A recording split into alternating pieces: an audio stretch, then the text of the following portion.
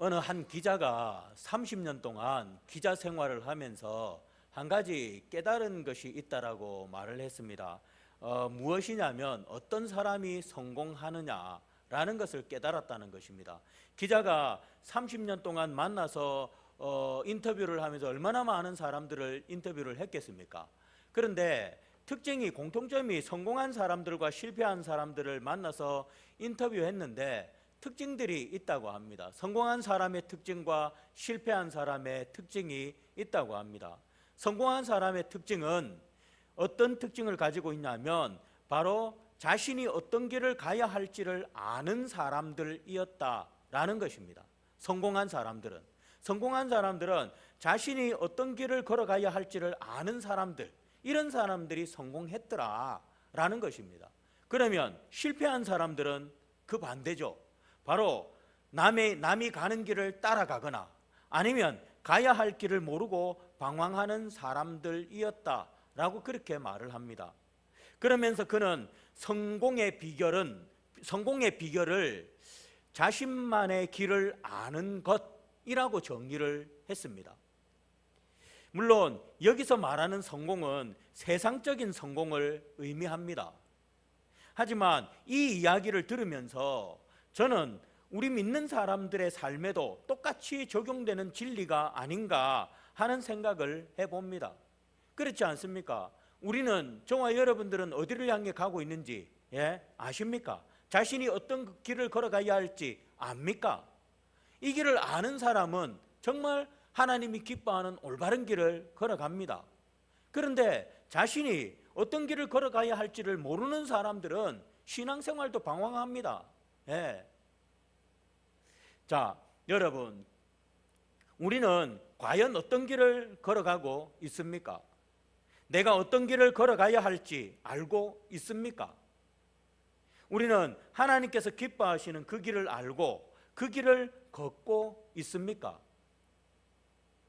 오늘 우리가 함께 읽은 이 잠언 2장은 바로 이 길에 대해서 이야기를 하고 있습니다.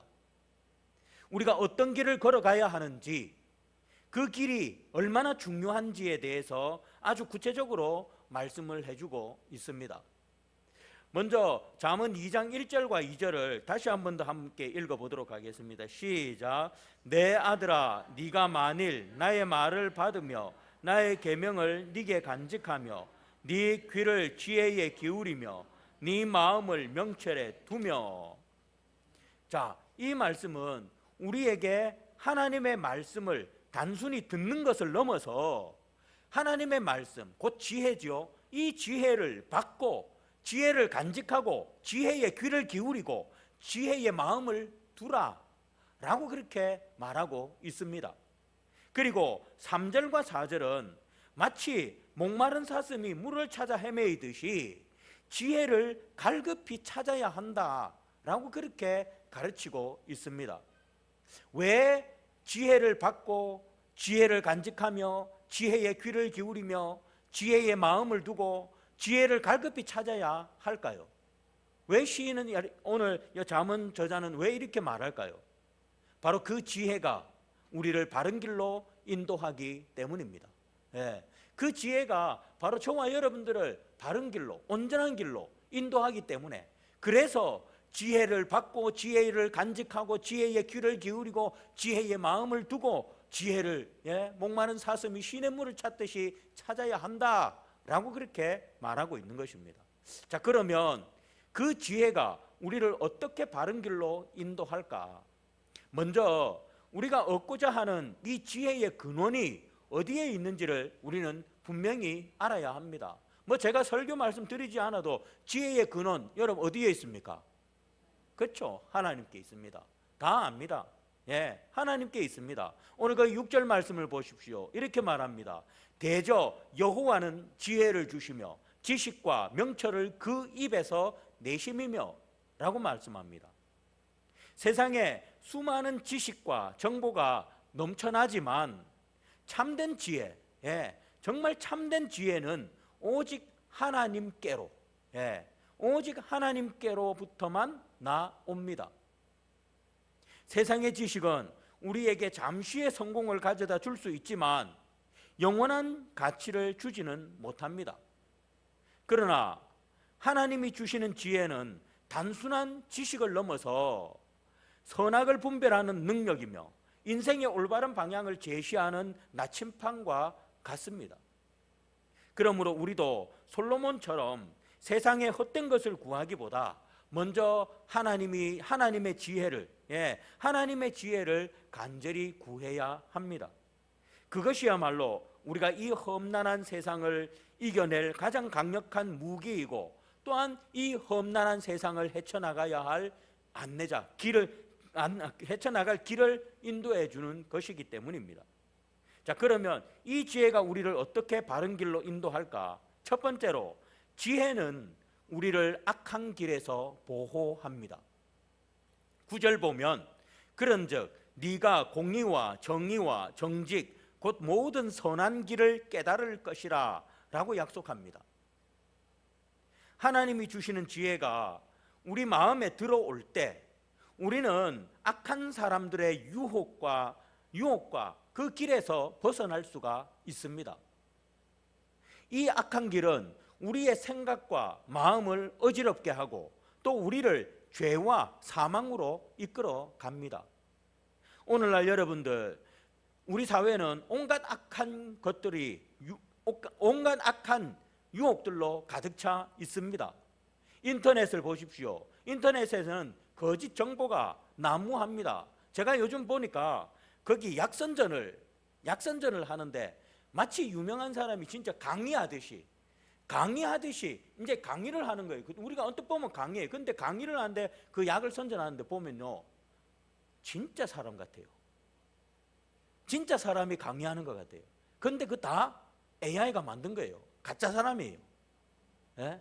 가짜 사람이 마치 유명한 사람인 것처럼 강의를 하는 것처럼 하면서 이 약, 아니 그 사람 그 약대로, 여러분 근데 우리는 기본 상식만 가지고 있으면 안 속습니다.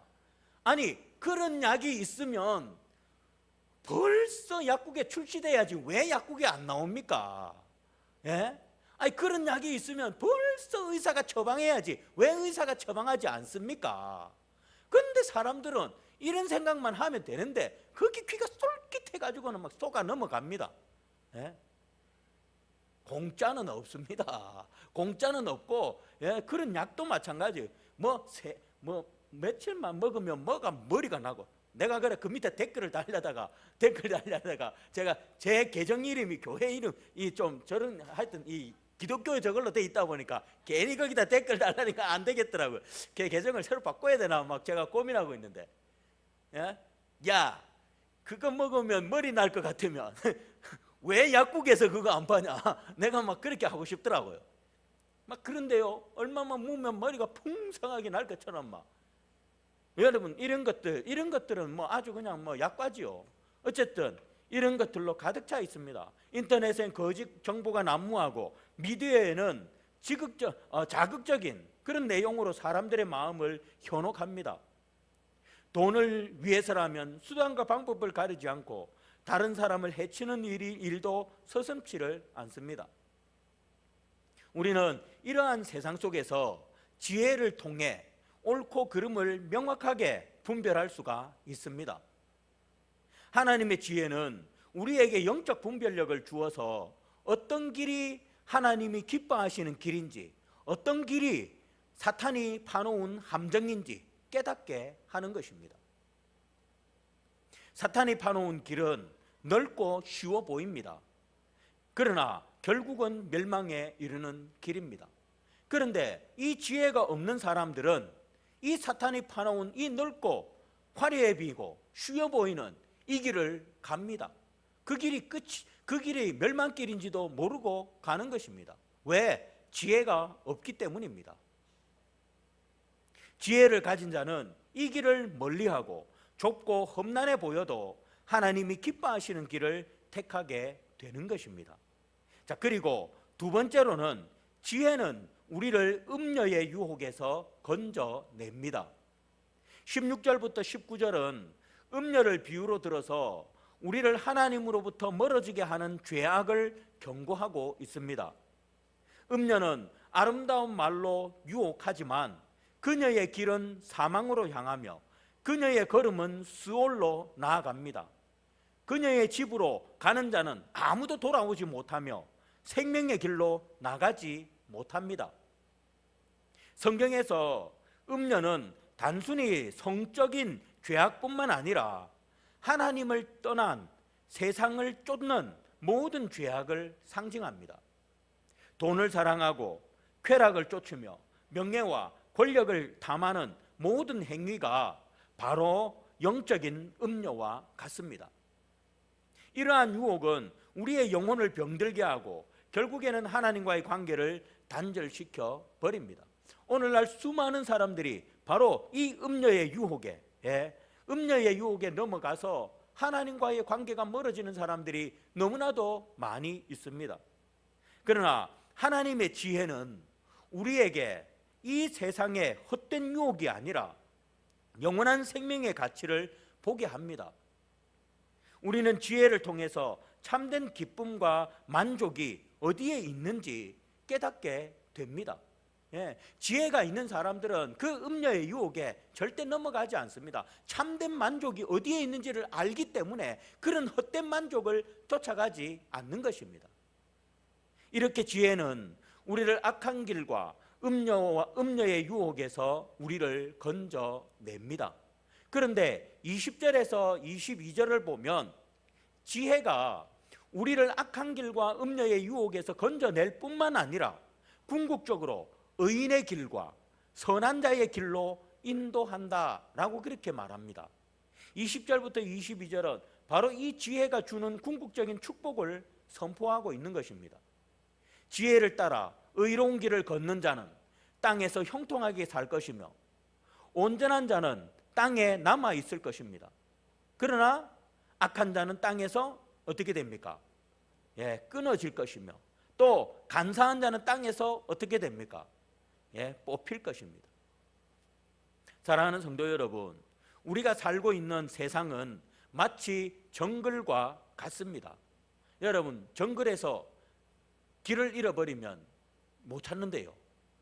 방향 감각을 잃어버리고, 그리고 전에도 우리 무한도전이란다. 정글의 법칙에 PD 한 사람이 거기서 길을 잃어가지고, 근데 다행히 몇 시간 만에 찾았긴 찾았어요, 그때. 그런데요, 여러분, 정글에서 길 잃어버리면 죽는답니다. 왜? 길을 못 찾으니까. 어디로 가야 할지 길이 모르니까. 온통 막 숲으로 뒤덮여 있고, 근데 그 숲이 조그마한 숲도 아니에요. 엄청나게 넓어요. 엄청나게. 그리고 그 숲 안에는 뭡니까? 코브라도 있고, 온갖 이런 해충들, 독충들, 이런 것들도 있고, 그렇기 때문에 거기서 살아나오기가 힘들다고 합니다. 그런 것처럼 여러분들, 우리가 살고 있는 이 세상은 마치 정글과 같습니다. 어디로 가야 할지 모르는 길 속에서 우리는 수많은 유혹과 거짓된 목소리를 듣습니다. 그러나 하나님께서 우리에게 주신 지혜는 이 모든 상황 속에서 우리를 바른 길로 인도하는 유일한 길입니다. 이 지혜가 없으면 우리는 정글 속에서 길을 잃고 결국에는 우리는 죽을 수밖에 없는 것입니다. 그러나 우리에게 지혜가 있는 자는 바로 이 지혜가 우리의 길이 되어주는 것입니다. 지혜를 얻고 그 지혜의 길을 걷는 것은 곧 생명의 샘을 발견한 것과 같습니다. 이는 세상적인 성공을 넘어선 영원한 생명을 얻는 길입니다. 우리는 이 지혜를 하나님의 말씀 속에서 찾을 수가 있습니다.